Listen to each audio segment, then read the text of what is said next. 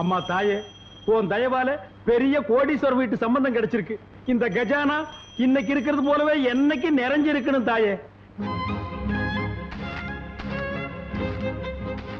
ஐயோ ஐயோ ஐயோ, இந்த வேலையெல்லாம் அவன் யார் செய்ய சொன்னா? போடு போடு முதல்ல. விளக்கு மாத்தி எல்லாம் தொடறதுக்கு உனக்கு எல்லாம் தலையெழுத்தா? நீ யாரு? கோடீஸ்வரர் விட்டு பொண்ணு. உட்காரு உட்காரு முதல்ல. முதல்ல இந்த ஆர்லிக்ஸ குடி குடி. இந்த வேலையெல்லாம் செய்யறதுக்குன்னே இந்த வீட்டுல 3 தண்டகர் மாந்திரங்க இருக்காளுங்க. அவளுங்க பாத்துக்குவாளுங்க. நீ எதுவும் பார்க்க வேண்டாம். பேசாம டிவி பாத்துக்கிட்டு ரெஸ்ட் எடுத்தா போதும். குடி. சொல்ல மறந்துட்டேனே, இந்த வீட்டுல மூத்த மருமக இருக்காளே, கோயம்புத்தூர்காரி, பிச்சைக்கார குடும்பம். அவ கூட சேராத, தருத்திரம் ஒட்டிக்கும். அப்புறம் 2வது ஒருத்தி இருக்காளே, இந்திரா, குதிரை மாதிரி நடந்து வருவாளே, பஜாரி.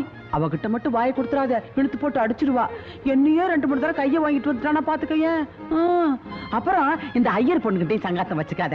அவளுக்கு 4 காசு சம்பாதிக்கிறவங்க ஒரு திமிரு மண்டக்கானா. அவ சம்பாதிக்கிற காசு உன் கால் தூசுக்கு வருமா? அத்தை எல்லாம் உன் நல்லதுக்கு தான் சொல்லுவேன். மாமனாரு அத்தை, நாங்க 2 பேரும் என்ன சொல்றோமோ அதை மட்டும் கேட்டுக்கிட்டு உன் புருஷன் கூட நீ சந்தோஷமா இரு. என்ன ராஜாத்தி? குடி. நான் போய் டிஃபன் பண்ணி எடுத்து வரேன்.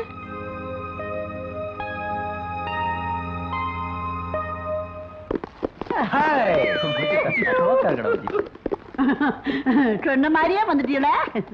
ஆமா, இவங்கெல்லாம் யாரு? எல்லாம் நம்ம செட்டுங்கதான். ஆமா, நேத்து தான் கல்யாணம் நடந்தது. அதுக்குள்ள புது பொண்ணு அங்க விட்டுட்டு இங்க வந்துட்டீங்களா? என்ன மச்சான பத்தி தான் உனக்கு தெரியும்ல. மச்சானுக்கு தினம் தானா கல்யாணம் தான், தினம் தானா முதராத்திரி தான். ஆமா, புது ஐட்டம் ஏதாவது வந்திருக்கா? என் கல்யாணம் முடிஞ்சதும் ஃப்ரெண்ட்ஸுங்களுக்கு பார்ட்டி வைக்கிறேன்னு சொல்லிட்டேன். கூப்பிடு. இருங்க கூப்பிடுறேன். வருதுடா. அடி கமலா, புஷ்பா, வனஜா, வாங்கடி. புது மாப்பிள்ளை இன்னைக்கு ஒரு செட்டப்பா வந்திருக்காரு. வாங்க.